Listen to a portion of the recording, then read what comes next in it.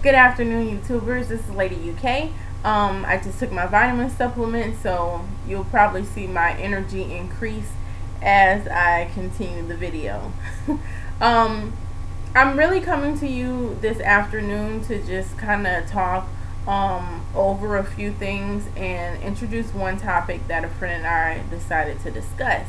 One thing in which a friend of mine called me last night or whatever and was saying that I really should think about this YouTube thing and give it a little more attention. Currently I have a channel and it's really designated towards the hair journey, which is kind of why you see my hair wrapped up. I have Bantu knots in and I'm going to take them out before I go to Bible study tonight. But I'm probably going to have to take them out before I take my cousin and run his errand, because I have a thing about going in the store with a hair wrap on. So it's just something that is a personal pet peeve of mine.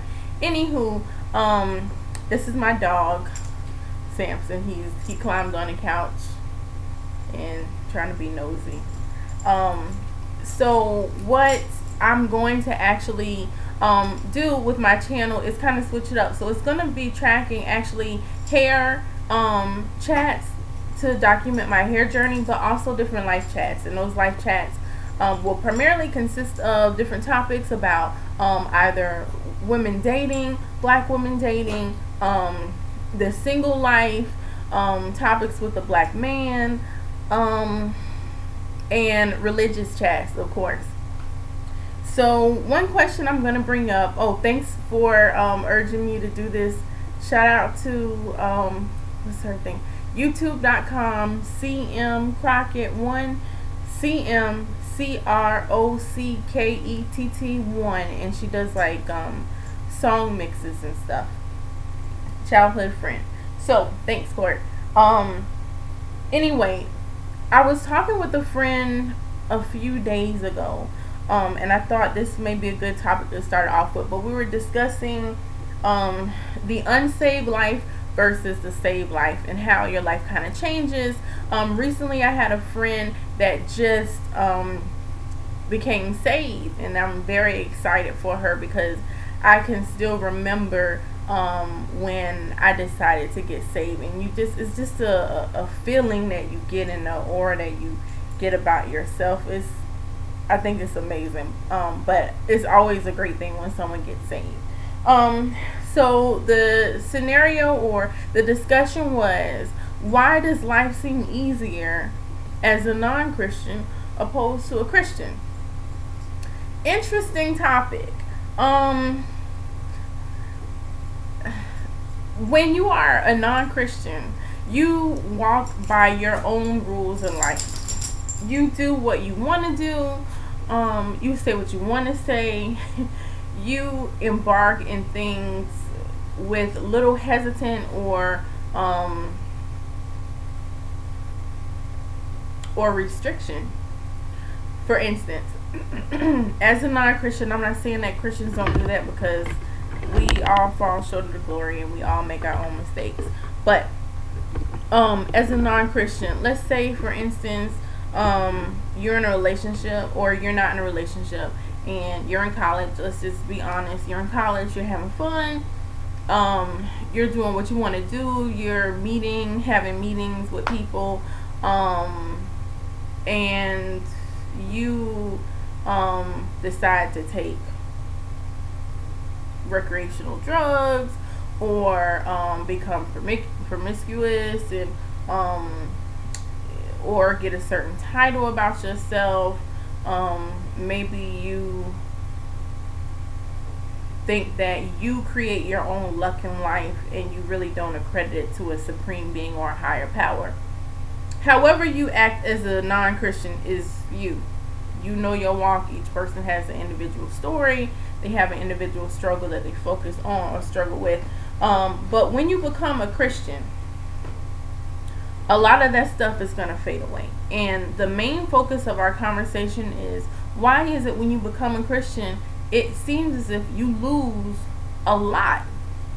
You lose a lot of yourself. You lose a lot of people around you. you lose a lot of things. But when you're a non-Christian, you are the life of the party. Everyone's like, hey, let's hang out, let's chill, let's do all this stuff. But when you become a Christian, it's like people kind of leave and you're sitting there like, was this really the right thing for me to do?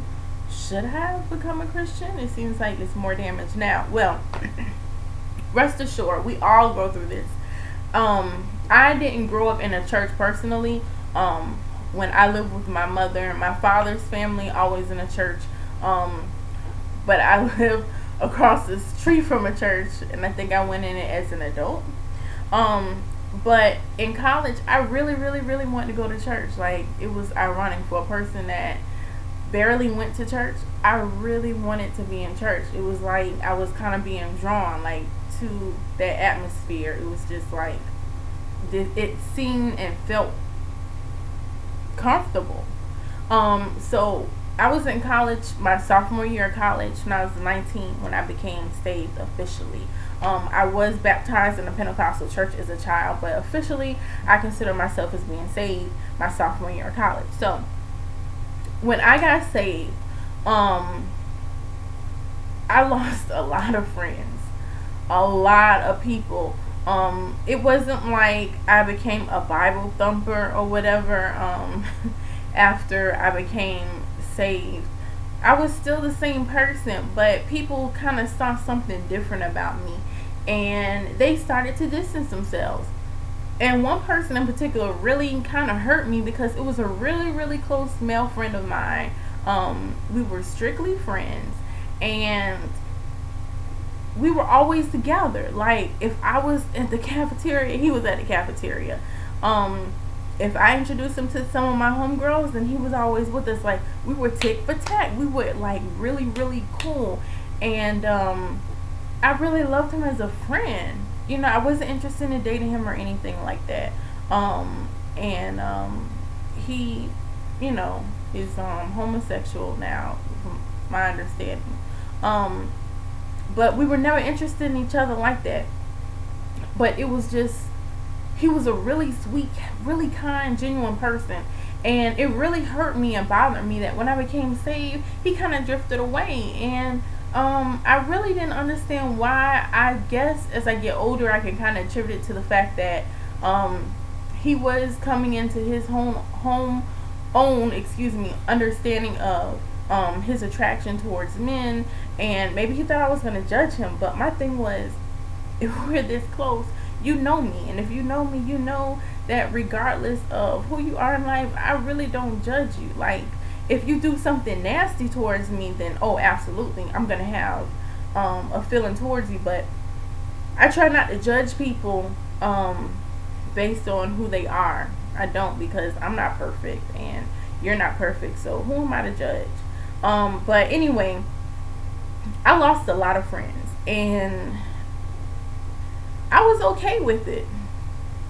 As much as it hurt, I was okay with it. But when you become a Christian, because I don't want to make this too long or drawn out, when you become a Christian, you will lose people. It's kind of like you are a rock. If you think about the way a diamond is transformed, when you find it, it's like a dark rock covered in soot.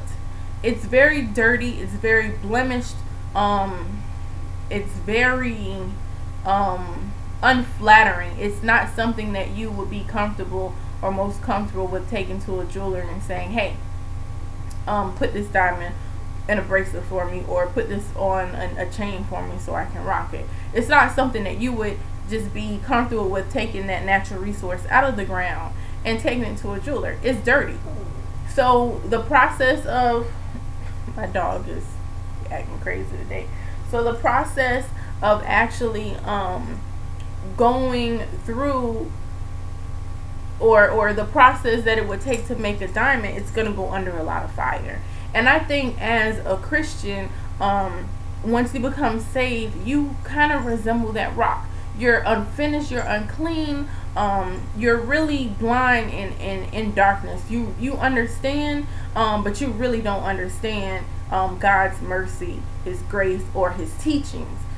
So as you go through life, That will be, I would probably say, comparable to the transformation of a rock into a diamond. So what you would do is be under, or be placed under fire. And I think that life's obstacles are often a matter of you going through the fire. God sees us when we come to him in a different way, and he sees all of our sins, all of our transgressions. He sees the things that we regret, the things that we did that we're not really comfortable with, so on and so forth. So he allows us often to go through certain obstacles so that we can kind of shave a bit of our piece off, and we can see him more in ourselves. And I think that's really the main concept of being a Christian versus a non-Christian.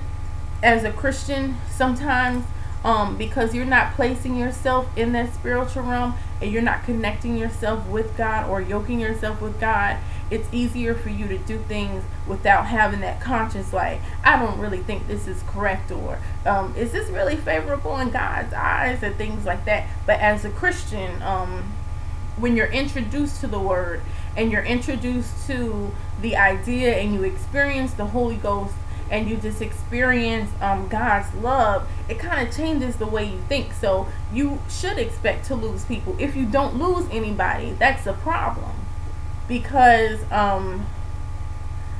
God waits for us to come to him, and he waits for us, but he knows once you submit your will and you submit your life to God, that he is going to put you through some tests so you can become stronger. But ultimately, I believe, so he can see himself in you. And that's the same thing with the diamond. That diamond is going to go under fire because you want to make sure that that diamond has as much clarity as possible, that the diamond is very bright and has a clean finish.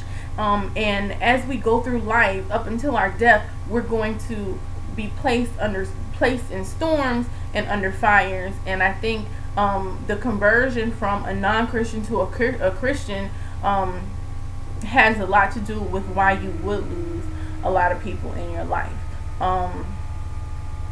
You know, like I said, we all make our mistakes, and we all still do certain things because we're not perfect. But as you get stronger in your walk with Christ, you will notice that certain behaviors, certain friends, certain relationships, certain interests, things that you had or you primarily engaged in as a non-Christian will tend to fade out of your life as you draw closer and nearer to God. So I hope that helped you. As I said it before, my friends and I